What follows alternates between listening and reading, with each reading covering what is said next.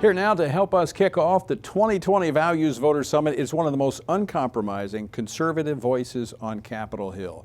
U.S. Senator Josh Hawley of Missouri. He may be one of the youngest senators in America, but he's also one of the toughest, speaking out on the important issues like China, religious freedom, big tech, censorship, and the courts. Before his time in Washington, he served as Missouri's Attorney General and a leading constitutional lawyer who argued and won at the U.S. Supreme Court. Now, a handful of years later, he finds himself on the president's short list to actually serve on that court.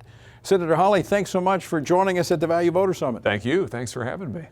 Well, let's start with what's on everyone's mind. Don't mind the gavel here, the supersized gavel, but we're about to have a supersized debate over the Supreme Court with a pending nomination. Yeah, we are. I mean, this is a very important, this is a turning point moment. Tony, we've got an opportunity here as conservatives, of those of us who believe in the right to life, those of us who believe in religious liberty. This is a moment where we'll be able to shape the future of this court for decades to come. I think this last term on the United States Supreme Court has made maybe all too clear that we do not have a working pro-Constitution majority. We do not have a working pro-family, pro-life majority on the United States Supreme Court. This is the chance to get one. Now, Senator, when you came to Washington, you obviously didn't get the memo.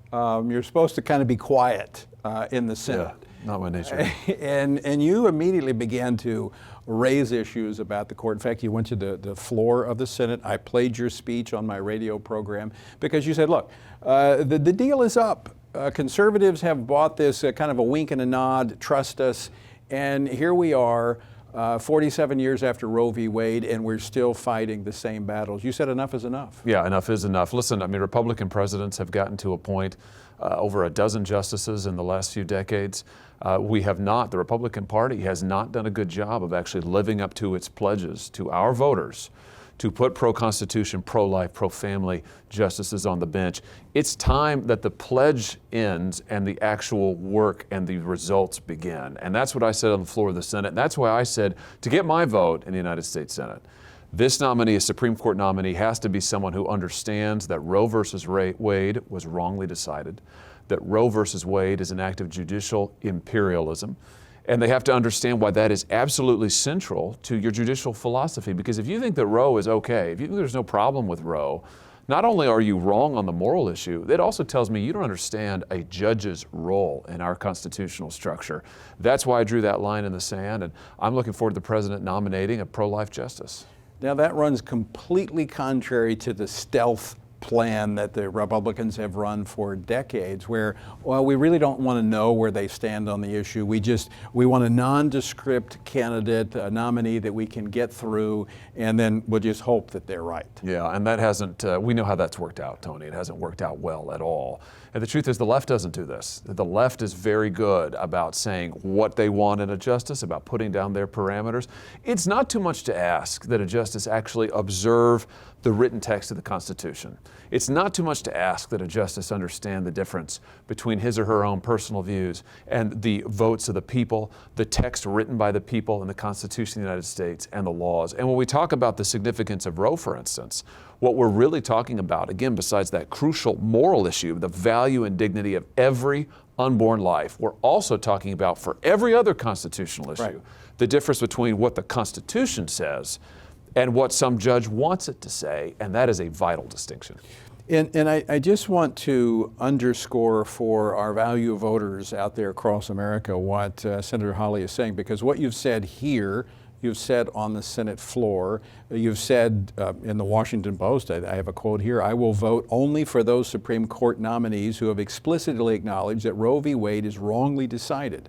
By explicitly acknowledged, I mean on the record and before they were nominated. Exactly. I want to see some actual public evidence, because what we've seen for years in the past are these trust us statements that come from usually the establishment, the political establishment. And they say, trust us, we've chosen the justice, you just go along with it, conservatives, you go along with it, pro-family, you go along with it, pro-life conservatives. I think we're out of the business of trusting. Yeah. We want to, what did Reagan used to say, trust but verify? It's time we did some verification. I think we verify, then we trust. That's right. That's exactly right. We just kind of reverse what President Reagan had said. Now, let me underscore the significance of those statements coming from you, Josh Hawley. Yes, you're a senator. You're one of 100 senators, but you also sit on the Senate Judiciary Committee, where there's a narrow margin of Republican control, and the Republicans can't afford to lose. That's right. Votes on the committee. That's right. We have essentially a one-vote majority. If we lose any Republican vote, then we deadlock. And so if Republican votes no, we wouldn't be able to move a nominee onto the floor. That's true of any judge.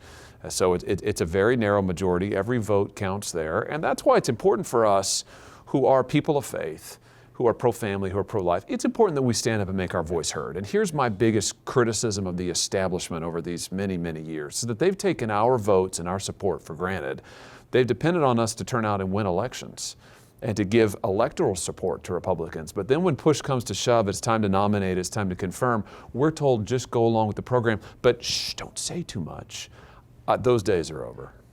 They are over. I think in part we have senators like you, but we also have a president who's willing to fight the establishment. That's right. And a president who said straight up he was going to nominate pro-life judges. What other president or a presidential candidate that had the party's nomination made that statement? I can't think of anybody other than maybe President Reagan. I mean, President Reagan talked about the pro-life issue when nobody wanted him to. Back in 1980, they said, don't talk about it. He said, I'm going to talk about it.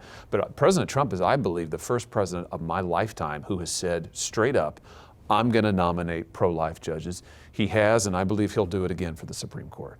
So let's talk about the process. I'm going to, tomorrow night we're supposed to be joined by Lindsey Graham, chairman of the Senate Judiciary Committee. As I appreciate the situation right now, looking at the press reports and talking to some of your colleagues, there are enough members on the Senate Judiciary Committee, Republicans, to move forward with a hearing once the president makes a nomination. Absolutely. I think that's true. It's what we should do. Tony, I think we ought to have a vote, not just in the Judiciary Committee, but on the floor of the Senate before the election. I think that that's vital. We have a constitutional responsibility to fulfill here. I expect a nomination will come. The president has said at the end of this week. The Judiciary Committee needs to get on the game there as quickly as we can. We need to have the hearings. We need to have a vote in the committee, and then we need to put this thing on the floor. And based upon historical precedent and the amount of time that it takes from nomination to confirmation, this clearly falls within the window. Oh, absolutely. You know, Justice Ginsburg was nominated and confirmed in fewer than 40 days. Justice Stevens was nominated and confirmed in 19 days. We have approximately 40 days between now and November 3rd, even longer till the end of the Congress. But there's absolutely plenty of time to get this done. There's plenty of time to have a full slate of hearings, which I think we should have. We should have a full slate of public hearings. Then we move this thing to the floor, we debate it in the open, and we vote, and we can do all of that before Election Day. Let's talk a moment from an election standpoint. We're moving into what I think is one of the most consequential elections in the history of our republic. Yeah.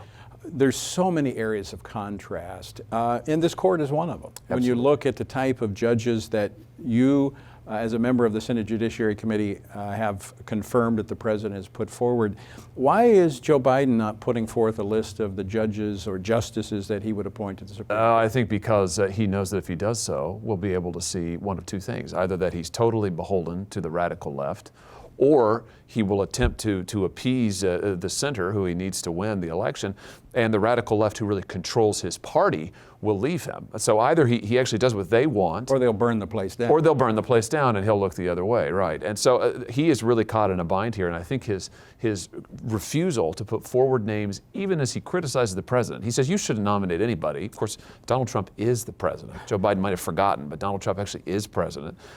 And Biden himself, though, can't seem to come up with a single name. So I think it's a very telling contrast. I'll tell you the other thing, Tony, that's telling is to see the Democrats go out and say that if we move forward with our constitutional responsibilities, they will bring violence to the streets. They will attempt to pack the Supreme Court in the future. Nancy Pelosi is now threatening impeachment yet again of this president. You talk about burning down our Constitution. That's what they want to do.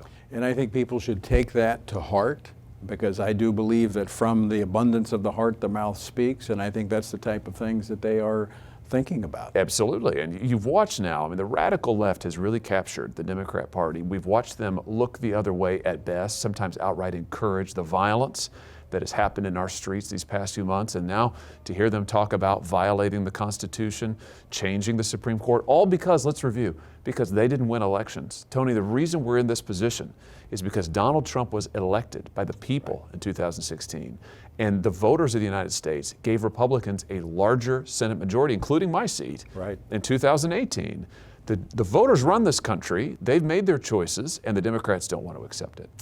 Senator Josh Hawley, thanks so much for joining us and the Values Voter Summit, and thank you for leading the charge on Capitol Hill. Thank you. Thank you, Tony, for all you do.